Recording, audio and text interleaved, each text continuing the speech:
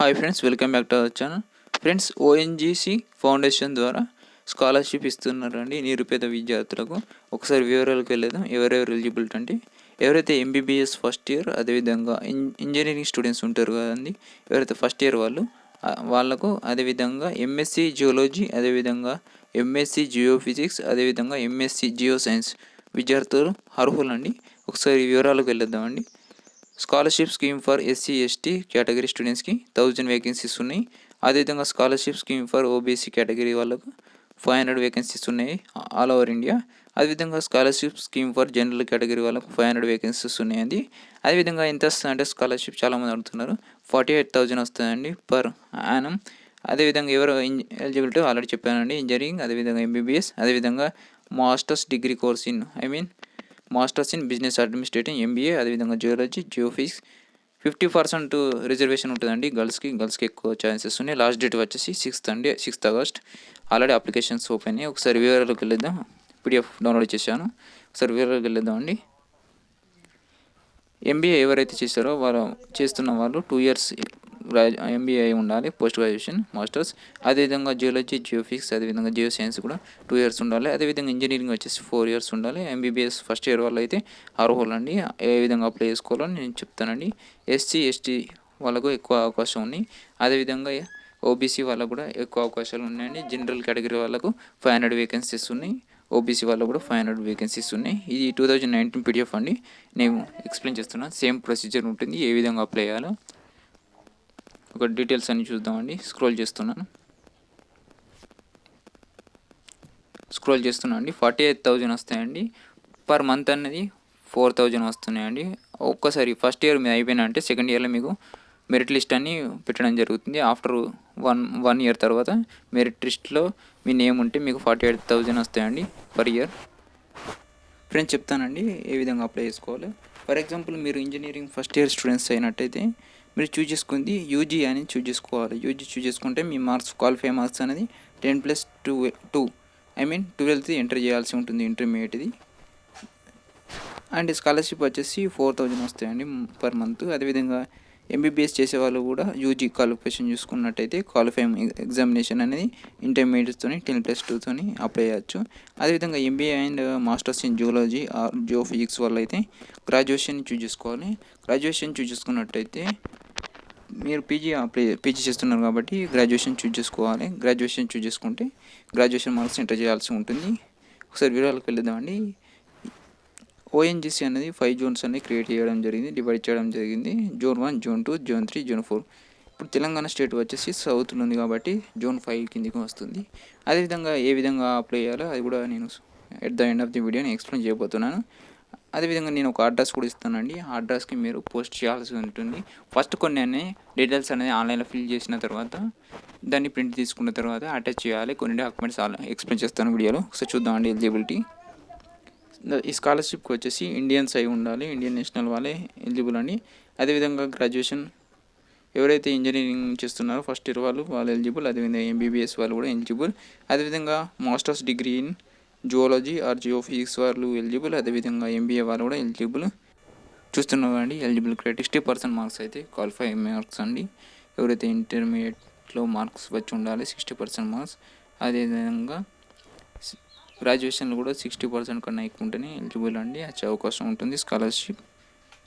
క్లియర్గా చూడండి. Annual income వచ్చేసి మీరు ఇన్కమ్ది 2 lakhs కన్నా తక్కువ ఉండాలి.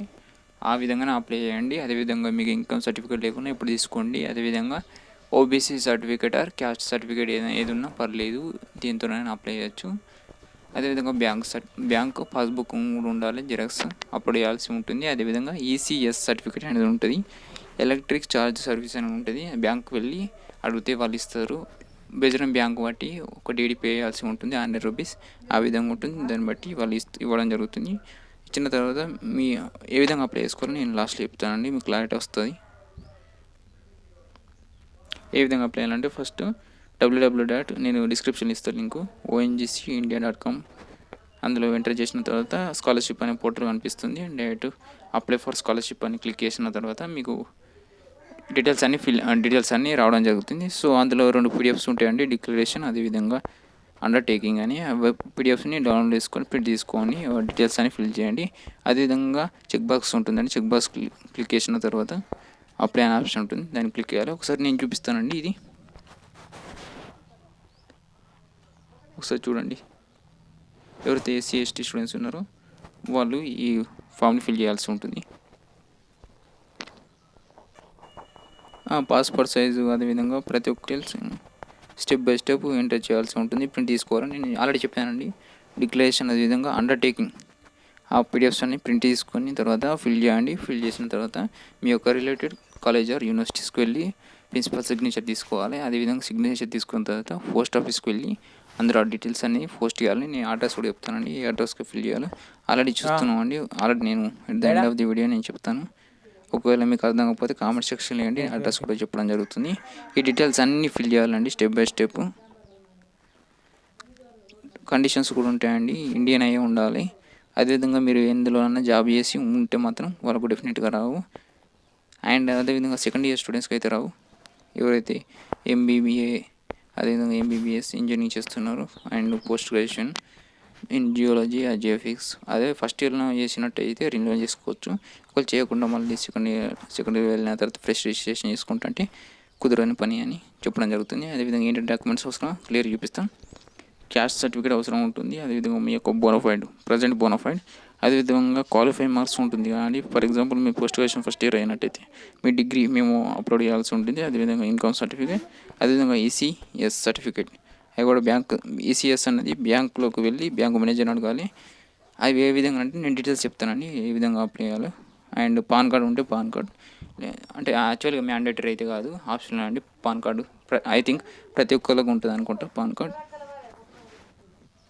ఈ రీన్వల్ స్టూడెంట్స్కి అయితే ఈ విధంగా రీన్వల్ ఉంటుంది. సెకండ్ ఇయర్కి వెళ్ళిన తర్వాత కూడా మీరు ఒకవేళ మీరు ఫస్ట్ ఇయర్ అయితే post graduation or MBA are engineering first year are MBBS first year అయినట్టయితే సెకండ్ ఇయర్ వెళ్ళిన తర్వాత కూడా అప్లై చేసుకోండి. ఫస్ట్ ఇయర్ మీ 48,000 రావడం జరుగుతుంది. ఎగ్జాంపుల్ అండి, ఓన్లీ ఎగ్జాంపుల్ చూపిస్తున్నా. ఈ విధంగా ఉంటాయి ఫామ్స్. నేను at the end of the video నేను చూపిస్తానండి ఏ విధంగా ఉంటాయో. ఒకసారి వాటిని ప్రింట్ తీసుకొని ఫిల్ చేసి ఫోటో అటాచ్ చేయాల్సి ఉంటుంది. ప్రిన్సిపల్ దగ్గరికి వెళ్ళిన తర్వాత వాళ్ళు సిగ్నేచర్ అదేవిధంగా స్టాంప్ వేసి ఇస్తారు. ఒకసారి చూద్దామండి ఏ విధంగా అప్లై చేయాలో ఒకసారి క్లారిటీగా ఎక్స్ప్లెయిన్ చేస్తాను. లైవ్లో చూద్దామండి ఏ విధంగా ఉంటుందో. ఒకసారి చూడండి. అఫిషియల్ వెబ్సైట్ వెళ్ళిన తర్వాత గిన్నె ఉంటాయండి, 6 ఉంటాయి ఆప్షన్స్ చూస్తాయి. ఒకవేళ మీరు ఎంబీబీఎస్ ఇంజనీరింగ్ అయినట్టయితే మీరు యూజీ అని తీసుకోవాలి. యూజీ ఒకవేళ మీరు ఏంటి ఓబీసీ కేటగిరీ అయినట్టయితే యూజీ 2020 అనే ఆప్షన్ ఉంది, కానీ 4th వన్ దాన్ని చూస్ చేసుకొని ఇంటర్మీడియట్ క్వాలిఫై మార్క్స్ ఎంటర్ చేయాల్సి ఉంటుంది. ఒకవేళ మీరు పీజీ ఫస్ట్ ఇయర్ అయినట్టయితే చూస్తున్నారు కానీ ONG scholarship for general category అయినట్టయితే 5th వన్ చూసుకోవాలి. ఒకవేళ మీరు ఎస్సీ ఎస్టీ అయితే 2nd వన్ చూస్ చేసుకోవాలి. బీసీ అయినట్టయితే 4th ఆప్షన్ చూస్ చేసుకోవాలి. చూస్ చేసుకున్న తర్వాత మీరు గ్రాడ్యుయేషన్ మార్క్స్ ఎంటర్ చేయాల్సి ఉంటుంది. సో ఏ విధంగా అప్లై చేయాలో అవంతా చూద్దామండి. ఒకసారి క్లారిటీగా అర్థం చేసుకోండి. మీరు ఇంజనీరింగ్ లేదా ఎంబీబీఎస్ స్టూడెంట్ అయినట్టయితే యూజీ లెవెల్ని చూస్ చేసుకోవాలి. ఫర్ ఎగ్జాంపుల్ ఎస్సీ ఎస్టీ అయితే ఫస్ట్ ఆప్షన్ చూస్ చేసుకోవాలి. ఒకవేళ మీరు ఓబీసీ అయితే 4th, జనరల్ కేటగిరీ అయితే 6th వన్ చూస్ చేసుకోవాలి. ఎవరు ఎంబీబీఎస్ అదేవిధంగా ఇంజనీరింగ్ స్టూడెంట్స్. ఇంకా మిగిలిన వచ్చేసి ఎంబీఏ అదేవిధంగా geology and geophysics or geo science వాళ్ళు మాత్రం పీజీ అని చూస్ చేసుకోవాలి. ఆప్షన్ 2 ఎస్సీ ఎస్టీ వాళ్ళకు 2, ఆప్షన్ 5 జనరల్ కేటగిరీ వాళ్ళకు, ఆప్షన్ 3 ఓబీసీ కేటగిరీ వాళ్ళకు. ఎవరైనా ఫెలోషిప్ కూడా ఎలిజిబుల్ ఉంటే అప్లై చేసుకోవచ్చు. అదేవిధంగా ఏంటంటే జాబ్ కూడా వచ్చే అవకాశం ఉంటుందండి. ఒకవేళ మీకు స్కాలర్షిప్ వచ్చినా కూడా ఓఎన్జీసీలో సెంట్రల్ జాబ్ రావడం జరుగుతుంది. ఒకసారి చూసేద్దామండి. నేను క్లిక్ చేశాను, ఓబీసీ కేటగిరీ అని క్లిక్ చేశాను. తర్వాత ఈ వివరాలు ఈ విధంగా చేస్తాయండి. జెండర్ అదేవిధంగా date of birth, marks and course category OBC, income criteria 2 lakhs కన్నా తక్కువ ఉండాలి. సో ఇది ఒకటి చూసుకోండి. మీరు అప్లై చేసేటప్పుడు మీ ఇన్కమ్ సర్టిఫికేట్లో ఎంత ఉంటుందో అంతే అప్లై చేసుకోవడానికి ట్రై చేయండి. అదేవిధంగా అండి నేను ఆల్రెడీ చెప్పానండి డిక్లరేషన్ అండర్టేకింగ్ అని. వాటిని రెండింటిని ప్రింట్ తీసుకొని తర్వాత వివరాలన్నీ అన్ని డీటెయిల్స్ ఫిల్ చేయండి. ఫిల్ చేసిన తర్వాత ఒకసారి చూడండి ఫ్రమ్ కాలేజ్ డిక్లరేషన్ ఉంటుంది కదండి, అది కాలేజీ దగ్గరికి వెళ్ళి అక్కడ సిగ్నేచర్ ప్రిన్సిపల్ దగ్గర నుంచి వెళ్ళి స్టాంప్ అదేవిధంగా సిగ్నేచర్ చేసుకోవాల్సి ఉంటుంది. ఈ అండర్టేకింగ్ అంటే స్టూడెంట్స్కి సంబంధించింది. అందులో ఒక పాస్పోర్ట్ సైజ్ అదేవిధంగా ఫోటో పేస్ట్ చేయాల్సి ఉంటుంది. అదేవిధంగా స్టూడెంట్స్ అడ్మిషన్ నెంబర్ అదేవిధంగా అడ్మిషన్ ఏ కోర్స్ ఉన్నదో అదంతా మన సెల్ఫ్ సెల్ఫ్ ఇంట్రొడక్షన్ లాగా అండి అండర్టేకింగ్ అంటే. సో అవన్నీ ఫిల్ చేయాల్సి ఉంటుంది మనది స్టూడెంట్ది. అదేవిధంగా అంటే చెక్ బాక్స్ ఉంది కదండి, చెక్ బాక్స్ క్లిక్ చేసిన తర్వాత I have read and understood the guidelines for registration అని ఉంది కదండి. ఒకసారి గైడ్లైన్స్ చూసిన తర్వాత అప్లై ఆప్షన్ ఉంది కానీ దాన్ని క్లిక్ చేయాలి. క్లిక్ చేసిన తర్వాత ఏ విధంగా వస్తుందో చూద్దామండి. ఈ విధంగా ఉంటాయండి. అలా డీటెయిల్స్ కూడా వస్తాయి, నేను ఇంకా క్లారిటీగా చూపిస్తలేను. సరే మీరు వెళ్తే మీకు అర్థమైతే బేసిక్ ఇన్ఫర్మేషన్ ఉంటుంది, అడ్రస్ ఉంటుంది, క్వాలిఫైయింగ్ మార్క్స్ ఉంటుంది, అదేవిధంగా ఫైనాన్షియల్ అసిస్ట్ ఉంటుంది, అదేవిధంగా bank details and last step upload documents. ఇక ఫోర్త్ చూడండి, మెయిన్లీ ఫోర్త్ చూడండి. ఫోర్త్లో ఫైనాన్స్ అసిస్టెంట్ అని ఉంటుంది కానీ అసిస్టెంట్ ఉంటుంది. సో అది అనేది మీ బ్యాంకుకి వెళ్ళిన తర్వాతనే ఫిల్ చేయండి. ఎందుకంటే బ్యాంక్ డీటెయిల్స్ ఉంటుందండి, లెడ్జర్ నెంబర్ ఉంటుంది, అదేవిధంగా బ్రాంచ్ కోడ్ ఉంటుంది, ఐఎఫ్ఎస్సి కోడ్. కొన్ని బ్యాంకులు అనే బ్రాంచెస్ చేంజ్ చేస్తున్నాయి. సో ఆ విధంగా కన్ఫ్యూజ్ అవుతుంది. అదేవిధంగా టెలిఫోన్ నెంబర్ కూడా బ్యాంక్ అవసరం ఉంటుంది. లెడ్జర్ నెంబర్ అంటే 9 డిజిట్స్ ఈ విధంగా ఉంటుంది. బ్రాంచ్ కోడ్ కూడా ఆ విధంగా ఉంటుంది, 9 డిజిట్స్. కొన్ని బ్యాంకులకు అయితే 6 డిజిట్స్ ఉన్నాయి. సో పాస్బుక్ పట్టుకొని మీరు బ్యాంకు వెళ్ళిన తర్వాత డీటెయిల్స్ అన్ని ఫిల్ చేయండి. ఫిల్ చేసిన తర్వాత మీకు కింద స్క్రోల్ చేసిన తర్వాత ప్రింట్ ఈసీఎస్ సర్టిఫికేట్ అని ఉంటుంది. దాన్ని ప్రింట్ తీసుకున్న తర్వాత మీ బ్యాంక్ మేనేజర్ని కలిసినట్టయితే అతను అడగండి, సార్ ఈసీఎస్ సర్టిఫికేట్ని వెరిఫికేషన్ చేయండి అని చెప్తే, ఫర్ ఎగ్జాంపుల్ ఎస్బీఐ అయితే 110 తీసుకుంటున్నారు. సో వేరే బ్యాంకులు నాకు అవగాహన లేదు కానీ ఆ బ్యాంక్ అయితే ఆ విధంగా తీసుకుంటున్నారు. సో ఏంటంటే తీసుకున్న తర్వాత స్టాంప్ అనే విధంగా సిగ్నేచర్ వేస్తారు బ్యాంక్ మేనేజర్. వేసిన తర్వాత దాన్ని స్కాన్ చేసి మళ్ళీ అప్లోడ్ చేయాల్సి ఉంటుంది. లాస్ట్ స్టెప్ ఉంది కానీ డాక్యుమెంట్స్ అని, ఆ డాక్యుమెంట్స్ దాంట్లో అప్లోడ్ చేయాల్సి ఉంటుంది. మీ డిక్లరేషన్ అంటే మీ కాలేజ్కి వెళ్ళి ప్రిన్సిపల్ దగ్గర సిగ్నేచర్ తీసుకోవాల్సి ఉంటుంది. ఆల్రెడీ నేను చెప్పాను కానీ ప్రింట్ తీసుకోవాలి. అండర్టేకింగ్ అదేవిధంగా డిక్లరేషన్ని ప్రింట్ తీసుకున్న తర్వాత కాలేజ్కి వెళ్ళిన తర్వాత మొత్తం డీటెయిల్స్ ఫిల్ చేసి మీ యొక్క ప్రిన్సిపల్ని స్టాంప్ అదేవిధంగా సిగ్నేచర్ వేసిన తర్వాత సమీపంలోని పోస్ట్ ఆఫీస్కి వెళ్ళి నేను చెప్పిన డాక్యుమెంట్స్ చెప్పాను కానీ డిక్లరేషన్, అండర్టేకింగ్, అదేవిధంగా income, OBC certificate, bank passport, అదేవిధంగా ఈసీఎస్ సర్టిఫికేట్ అవన్నీ అటాచ్ చేయాల్సి ఉంటుంది. అటాచ్ చేసి పోస్ట్లో వివరాలన్నీ నేను ఆల్రెడీ చెప్పానండి. జూన్ 5 చెన్నై ఉంటుందని, చెన్నైకి పోస్ట్ చేయాల్సి ఉంటుంది. At the end of the video నేను చెప్తానండి. ఒకవేళ మీకు అడ్రస్ అర్థం కాకపోతే మాత్రం కామెంట్ సెక్షన్లో తెలపండి. అదేవిధంగా చూస్తున్నారండి, ఇక్కడ చాలామంది కన్ఫ్యూజ్ అవుతుంది క్వాలిఫై మార్క్స్ దగ్గర. ఒకవేళ మీరు ఎంబీఆర్ ఎంఎస్సీ జియోలజీ చేసినట్టయితే అందులో మీకు ఏంటంటే ఫర్ ఎగ్జాంపుల్ ఎస్ఎస్సీలో మనకు సిజిపిఏ ఉందండి. సిజిపిఏ ఎంటర్ చేస్తే పర్సంటేజ్ వస్తలేదు. సో దాన్ని అనేది మార్క్స్ అని ఎంటర్ చేసుకోండి. మార్క్స్ అని చూస్ చేసుకొని తర్వాత ఏంటంటే టోటల్ మార్క్స్ 10 అయితే అప్టెండ్ మార్క్స్ ఫర్ ఎగ్జాంపుల్ మీకు 9.5 వచ్చినట్టయితే 9.5 ఎంటర్ చేస్తే పర్సంటేజ్ చూపిస్తుందండి 95%. ఈ విధంగా అప్లోడ్ చేసుకోండి. అదేవిధంగా ఒకటి నోట్ అండి, ఏదంటే డిక్లరేషన్, అదేవిధంగా అండర్టేకింగ్, అదేవిధంగా ఈసీఎస్ సర్టిఫికేట్తో కొంచెం జాగ్రత్తగా ఉండండి. కరెక్ట్గా ఎంటర్ చేయాల్సి ఉంటుంది. ఒకవేళ మీరు రాంగ్ డీటెయిల్స్ ఎంటర్ చేస్తే మళ్ళీ బ్యాంకుకు వెళ్ళి ఈసీఎస్ సర్టిఫికేట్ వెరిఫికేషన్ చేసుకుంటే మళ్ళీ ₹100 అడగడం జరుగుతుంది. సో డబ్బులని వేస్ట్ అయ్యే అవకాశం ఉంటుంది. సో చూపిస్తున్నానండి ఒకసారి మీకు అవగాహన కోసం.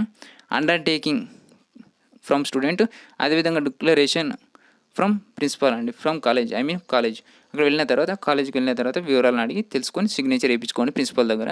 అదేవిధంగా ఏంటంటే అండర్టేకింగ్లో మీ యొక్క పాస్పోర్ట్ సైజ్ ఫోటో అవసరం ఉంటుంది. చూడండి అండి, జూన్ 5 అండి, అడ్రస్ చెప్తున్నాను నోట్ చేసుకోండి. June 5 DGM of HR ONGC 7th floor east wing CMDA Tower 1 number 1 Gandhi Irwin road Egmore Chennai 600008 pin code అండి. అక్కడికి వెళ్ళిన తర్వాత వాళ్ళు చెప్పడం జరుగుతుంది, ఈ అడ్రస్కి అయితే పోస్ట్ చేయండి, ₹60-70 ఈ విధంగా తీసుకుంటారు.